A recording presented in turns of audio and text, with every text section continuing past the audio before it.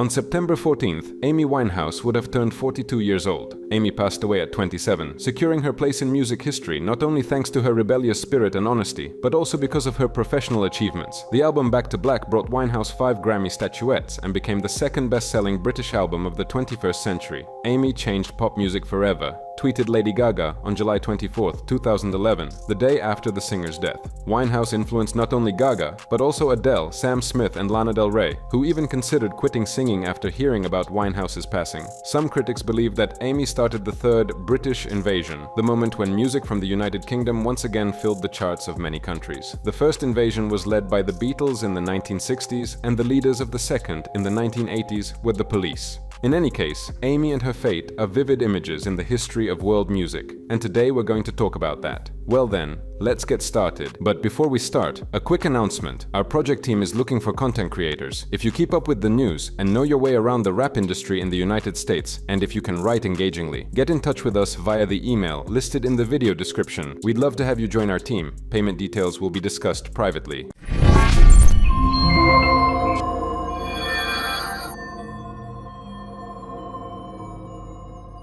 Amy's father, Mitchell Winehouse, worked as a taxi driver and loved to sing. During his rides, he often played records by Frank Sinatra and Tony Bennett. Amy listened and sang along. She always dreamed of being a singer. She was constantly singing at home and could hum I Will Survive by Gloria Gaynor while lying in the bathtub, recalled Amy's mother, Janice. Sinatra, my dad always had in the car.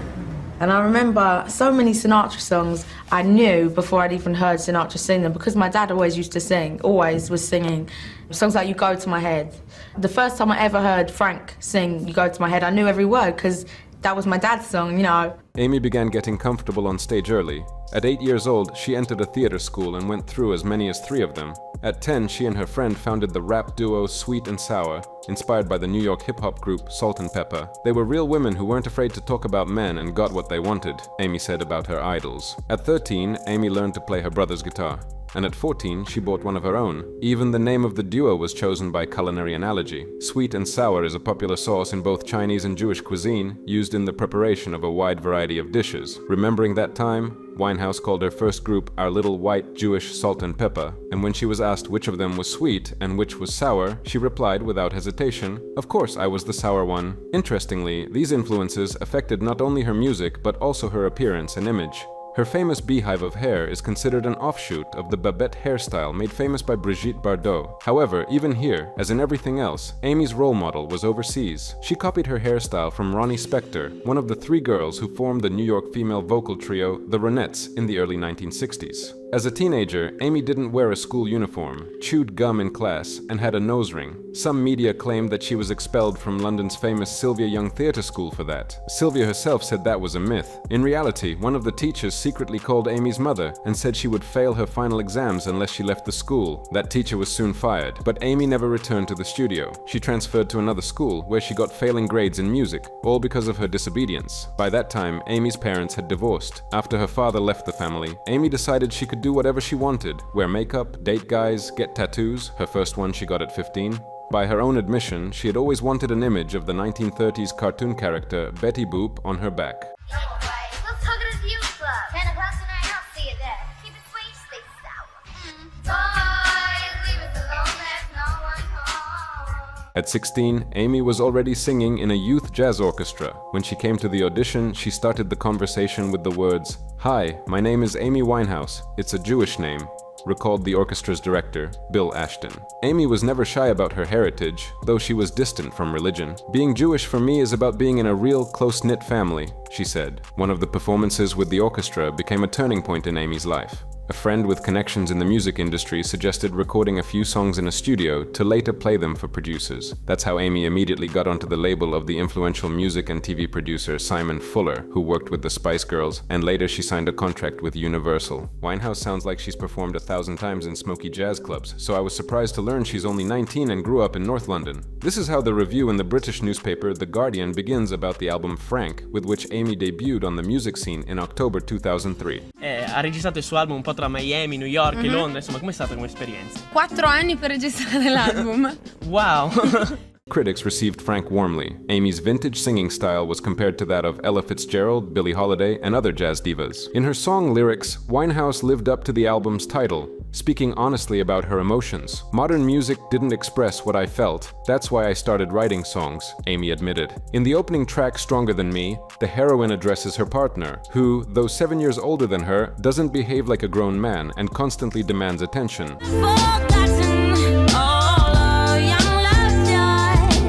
In the song I Heard Love Is Blind, she asks for forgiveness for cheating, and in Take the Box, she tells about returning her ex's belongings.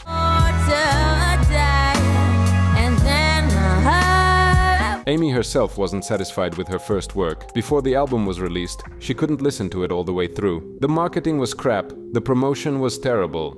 It's upsetting because you have to work with so many idiots, Amy complained. The disappointment was so strong that for the next 1.5 years, she didn't write a single song. Soon the label began pressuring her. When would the next record come out? I should start writing for the new album, so I'll probably have to take a break and live a normal life for a while, so that some not so great things can happen to me. Otherwise, I'll have nothing to write about in the next record, Amy shared. And in part, she foresaw that the coming years of her life would not be easy. Amy met Blake Fielder Civil in 2005 in one of London's pubs. She already had her first album behind her, and he worked in a nightclub. Their romance flared up quickly, but soon ended because of Blake's infidelity. Perhaps if that hadn't happened, the album Back to Black would never have been released, and Amy might never have achieved worldwide recognition. After the breakup, Amy spent a lot of time in a pub near her home, drinking and putting coins into the jukebox, listening to girl groups of the 1960s. By her own admission, she turned her pain into songs. That helped her get through the separation. Love ain't a bloody bargain, babe. The pain, the madness, it comes with the territory. He was my fire and my gasoline, all rolled into one. The aesthetics of the 1960s also influenced the musician's appearance. Her iconic beehive hairstyle and thick, messy eyeliner became permanent elements of her style, and even inspired Karl Lagerfeld to create one of Chanel's 2008 collections. The models on the runway wore that very same high hairstyle like Amy's.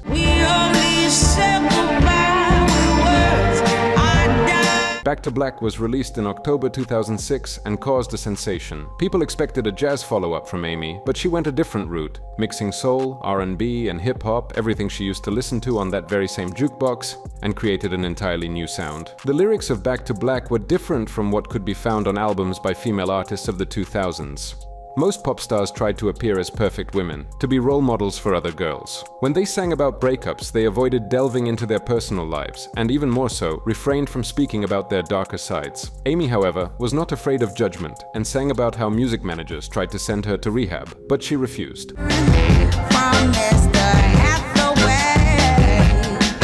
About how she cheated on her ex because she knew he was ready to take that step too.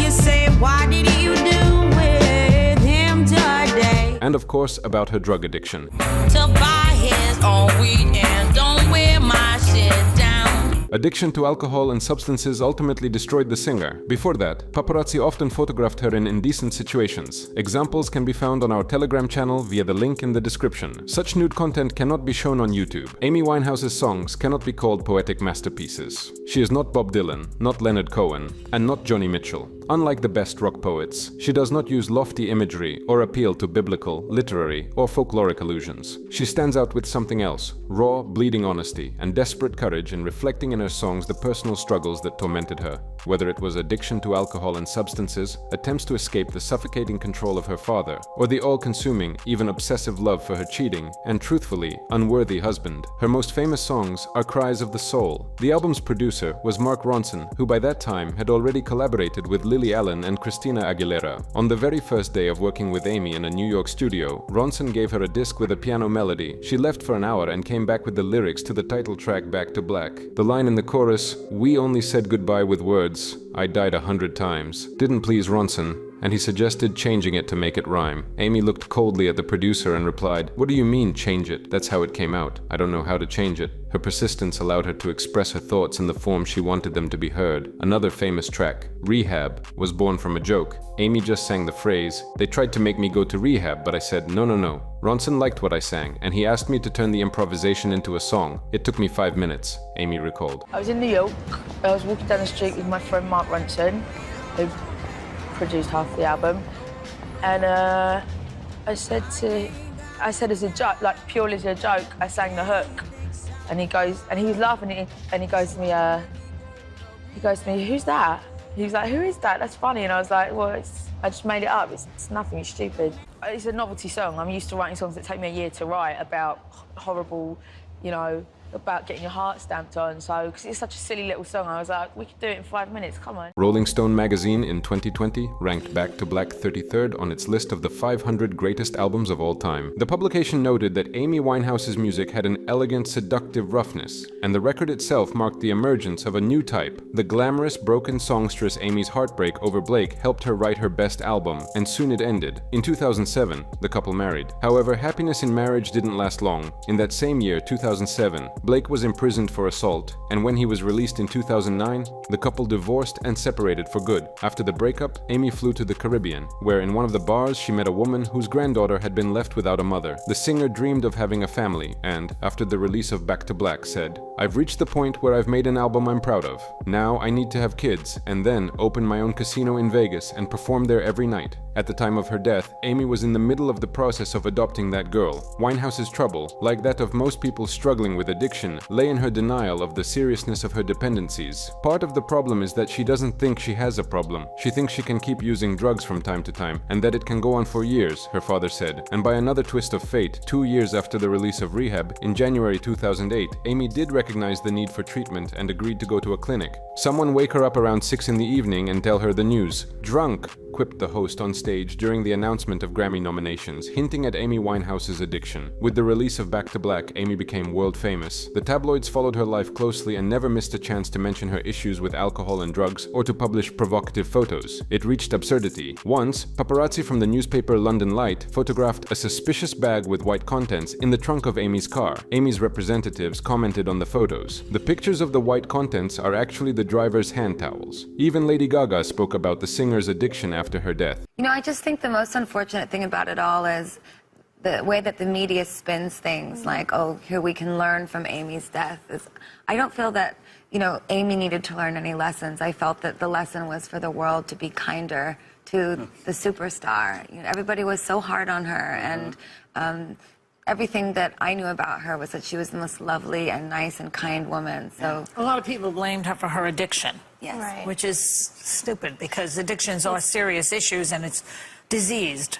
It is. And also, I read that she actually, the reason for her death was because she stopped cold turkey and her body couldn't handle. Is that what they said? Yes, and But you know, it also said, she was 27, you're 25. Yeah? And enormous fame, and you have enormous fame. And it said that she struggled, along with the addiction, she struggled with the fame.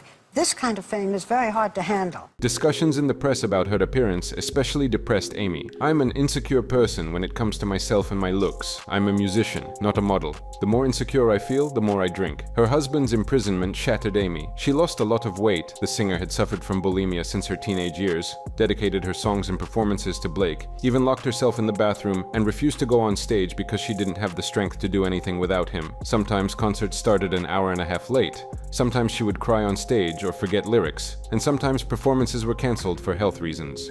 Universal Studio insisted on treatment, worrying that the newly minted star would be unable to perform, and prepared a special contract that Amy signed in January 2008, agreeing to go to the hospital. Otherwise, she was forbidden to perform or record new material. As hard as it may be, you know, Mitch is a father, I'm a father, I understand his position on me. I understand it, I really do. But I hope that he would see that there was genuinely love there. And I loved Amy, you know, very, very much, and she loved me too. And if there was anything that could bring her back, I would, obviously. do it. Would you like to meet with Mitch and sit down with him? Yeah, I feel so more so since I've seen the film, as I've said. It's a bit like a therapy session, I guess. Amy couldn't attend the Grammy ceremony in February due to visa problems, but performed a couple of songs from a London concert hall. "Dad, it's Tony Bennett," Amy said to her father, sitting in the audience when she saw who would be presenting the award to the winner. Her childhood idol announced her name. That's how Amy received the Grammy for Best Pop Album, though Back to Black was also nominated for Album of the Year. Amy won 3 more Grammys for the single Rehab, and she confirmed her status as a new star by winning Best New Artist. In 2012, posthumously, Amy received a Grammy for Best Pop Duo. Together with Tony Bennett, she performed the jazz hit Body and Soul, her father Mitch's favorite song. It was Mitch Winehouse who delivered the acceptance speech on stage during the ceremony. Together with Amy's mother Janice, they took the statuette and shook Tony Bennett's hand, who described Amy as an extraordinary musician with rare vocal intuition. I spent my days in a hunger. Amy Winehouse's last performance took place in Belgrade in June 2011, a month before her death from cardiac arrest due to alcohol poisoning. She spent an hour on stage but was unable to sing. It was the first concert of her European tour, after which all remaining performances were cancelled.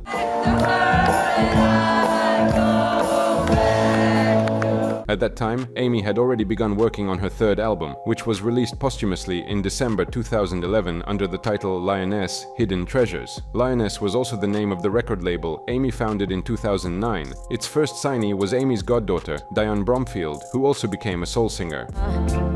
What you won't get the Sales of Back to Black soared in the month following Amy Winehouse's death, making it the best-selling album by a British artist in the 21st century, and it remained in first place until 2019, when Adele's 21 surpassed it. Amy could not be saved, but others could still be helped, decided Amy's father, Mitch Winehouse, who created a charitable foundation in her name that supports women and children suffering from alcohol and drug addiction. One of the foundation's programs provides women leaving rehabilitation with a safe home. At the beginning of 2013, a new statement appeared online. Singer Amy Winehouse died from alcohol poisoning. This conclusion was reached by coroner Shirley Radcliffe, who conducted a renewed investigation into the performer's death. No suspicious circumstances in Winehouse's death were found during the investigation. Shirley Radcliffe confirmed that the singer voluntarily consumed alcohol. The agency noted that before consuming the fatal amount of alcohol, Winehouse had gone some time without drinking. The coroner noted that the level of alcohol in the singer's blood was 5 times higher than the legal limit for driving and higher than the level considered dangerous to life. According to Radcliffe, the concentration of alcohol was enough to damage the nervous system to such an extent that a person could simply fall asleep and never wake up. Amy Winehouse died in July 2011. The singer's body was found on July 23rd at her home. The first investigation into the circumstances of her death was completed in October 2011. Coroner Suzanne Greenaway concluded that the performer died from alcohol poisoning. At the time, it was reported that the concentration of alcohol in her blood was 416 milligrams of alcohol per 100 milliliters of blood. Thus, the new coroner fully confirmed the conclusions of her predecessor. That's all from us. What do you think about Amy Winehouse and her music? Write your thoughts in the comments, leave likes, and subscribe to the channel. See you all later.